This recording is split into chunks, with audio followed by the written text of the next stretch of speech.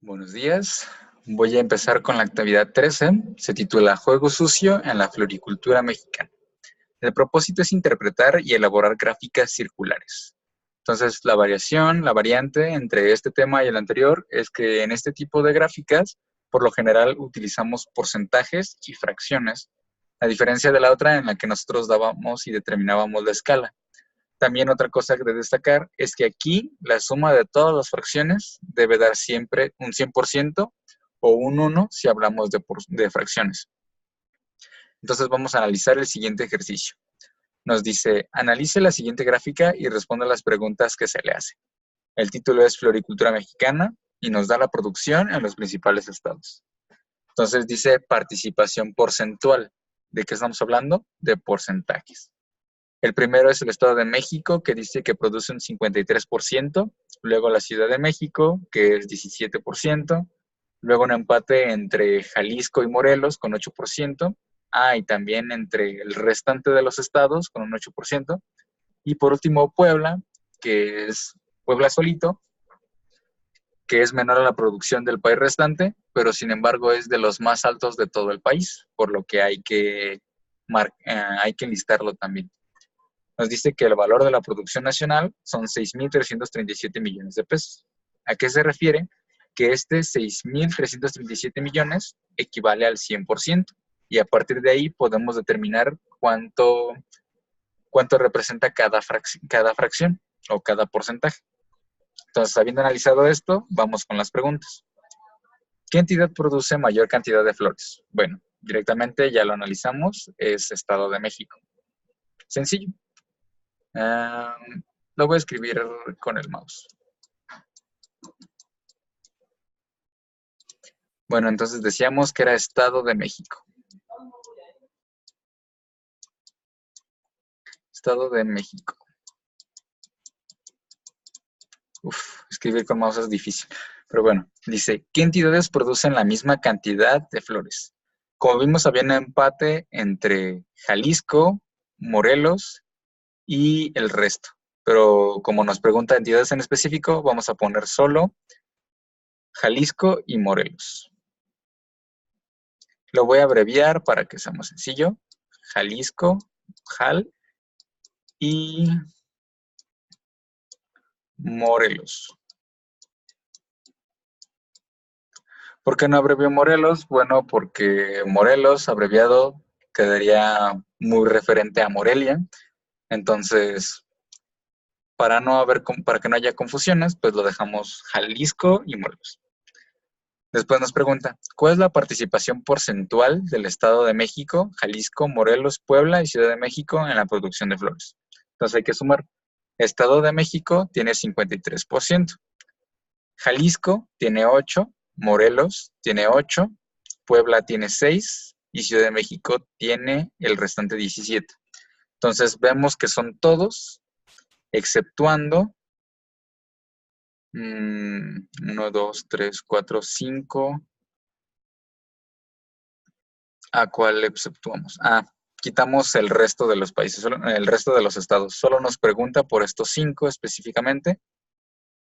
Entonces serían todos, exceptuando otros. Sería 53 más 17, son 70, más 16, serían 86, y 6 serían 92. Sería 92%. Ese sería nuestro resultado. Hasta ahí todo sencillo.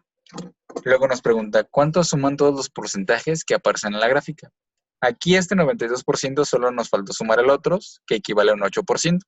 Entonces, la suma de todos va a equivaler a un 100%, como ya habíamos comentado hace un momento. Hasta aquí todo sencillo, espero que no haya habido problemas. Es más o menos así como se maneja la información en una gráfica circular. Entonces, vamos a analizar la información que nos tiene el libro como comentario. Las gráficas circulares o de pastel son otro recurso que permite visualizar los datos. Están divididas en partes llamadas sectores, o sea, cada una de las entidades correspondía a un sector. Nos dice el área de cada sector es proporcional a la cantidad que representa. De esta forma, el Estado de México, que tenía la producción más grande tenía que tener la sección circular más grande, precisamente por la proporción que tienen cada uno en producción.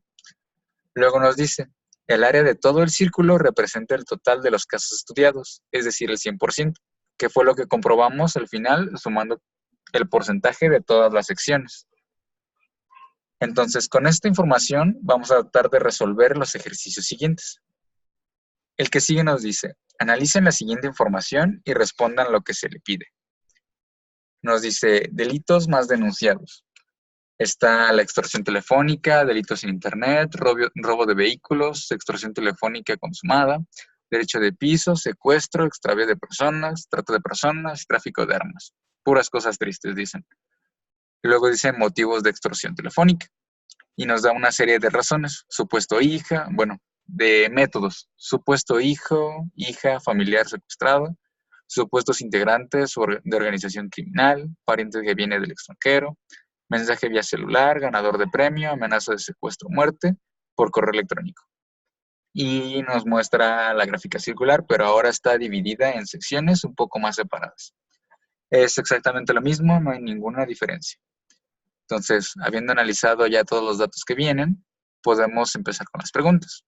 Nos dice, observe la primera gráfica, delitos más denunciados. Y responde a las siguientes preguntas. Me parece... ya. Sería el equivalente a esta parte de aquí. Dice, ¿cuál es el delito más denunciado? Simplemente hay que ver el que tiene el número más alto. Y están, de hecho, muy convenientemente ordenados de mayor a menor.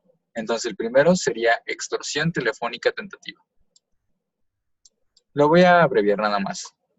Extorsión telefónica tentativa. ETT. Extorsión telefónica tentativa. Luego nos pregunta, ¿cuál es el delito menos denunciado? Como ya dijimos, están ordenados, entonces sería tráfico de armas. Lo voy a abreviar también. Tráfico de armas.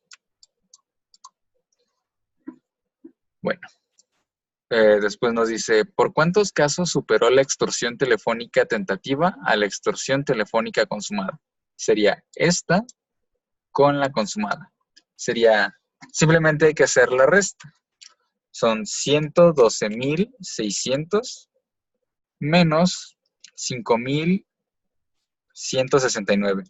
Cada vez que nos digan diferencia, es una resta, y cada vez que nos digan cuántas veces, es una división del más grande entre el más pequeño. Entonces, en este caso, como nos dice superó, nos dice una diferencia. Entonces, sería una resta.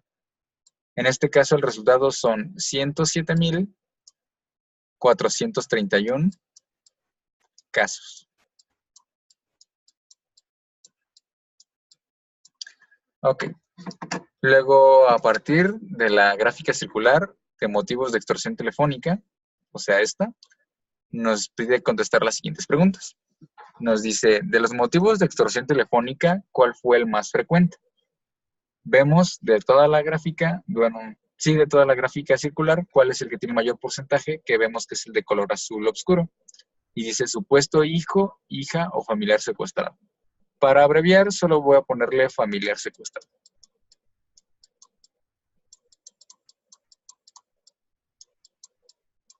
Familiar secuestrado.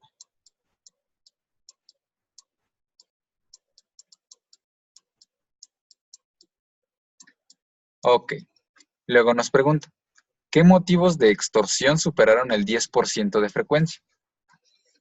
Bueno, entonces, ¿qué podemos observar? Que de estos dos no nos está diciendo cuánto es. Aquí podemos hacer dos cosas. Bueno, prácticamente solo podemos hacer una. Hay que sumar todos los porcentajes que tenemos y luego ese faltante, bueno, restamos esta suma a 100 y el faltante va a ser el equivalente a la suma de estos dos. Pero como no podemos decir cuánto tiene uno y cuánto tiene otro, vamos a tomar en cuenta que son iguales para poder decir, bueno, para poder dar respuesta a la pregunta del inciso E. Entonces vamos a hacer la suma. Será 14.72 más 11.07 más 6.21 más 0.19 más 29.94. Nos da un total de 62.13. A 100 le vamos a restar ese 62.13 y nos va a dar un 37.87. Vamos a tomar en cuenta que ambas secciones, la verde y la roja, son iguales para más o menos dar respuesta a esta pregunta. Entonces, cada sección nos daría que tiene más o menos un 18.9%, ambas. Entonces, ahora sí podemos responder la pregunta. ¿Qué motivos de extorsión superan el 10%? Que vendría siendo el azul, supuesto hija o familiar secuestrado, el morado, mensaje vía celular, y el verde y el rojo, con supuesto integrante o organización criminal. Le voy a poner simplemente los colores para abreviar. El azul, luego el morado,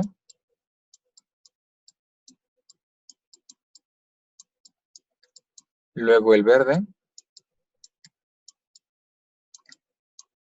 y finalmente el rojo.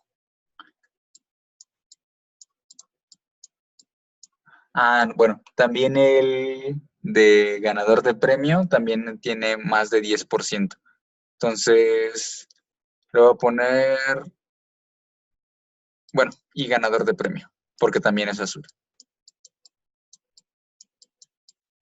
Y ganador. Entonces vemos que son 5 que superan el 10% de frecuencia. Serían todas estas razones, pero por no escribir tanto, pues le pongo nada más el color. Luego nos pregunta, ¿cuál fue el motivo de extorsión menos frecuente? El más chiquitito. Eran 6, había un color chiquitito que no alcancé a ver. Bueno, sí lo alcancé a sumar, pero no lo alcancé a ver. Es por correo electrónico. Ese sí lo escribo completo. Por correo electrónico. Me estoy arrepintiendo de haberlo escrito completo. Electrónico. Ok. Será todo lo que nos preguntan en esta. Vamos a analizar los consejos del libro que nos tiene aquí preparados a un lado. Nos dice, otra forma de determinar el ángulo de cada sector es calcular el porcentaje de 360 grados, que es los grados que tiene un círculo. Un ejemplo, se dice que el 52% de la población en el municipio son mujeres y el resto hombres.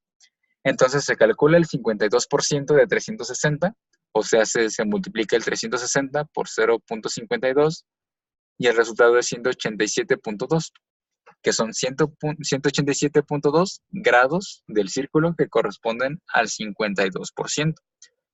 Por lo que la gráfica, el sector correspondiente a la población femenina es de 187.20, que sería esta sección aquí, y el de la población masculina es de 360 menos 187, que es un número menor, igual a 172.8, es decir, 172.8 grados, esta sección de acá. Entonces, el primero corresponde a mujeres y el segundo corresponde a hombres. Este es un poco más complicado, pero por lo general la representación nos da un todo general. ¿A qué se refiere esto? Con que tenemos que tener muy bien nuestros datos y, bueno, tenemos que tener bien representados nuestros datos de forma que todos complementen un total. Por ejemplo, si estamos hablando de ventas, por ejemplo, de que se vendieron 1000 unidades de pan, podemos representar una gráfica de pastel con cada tipo de pan. Y de igual manera podremos hacerlo con una de barras. Pero el hecho de tener una gráfica circular nos dice que hay una suma total y estamos observando toda la información. En cambio, en una de barras podemos ver la misma información, pero no estamos seguros de si hay más datos que desconocemos y solo se nos ha representado una parte. Es un punto algo curioso al momento de elegir el tipo de gráfica que vamos a utilizar para representar nuestra información. Por lo pronto, aquí queda esta actividad.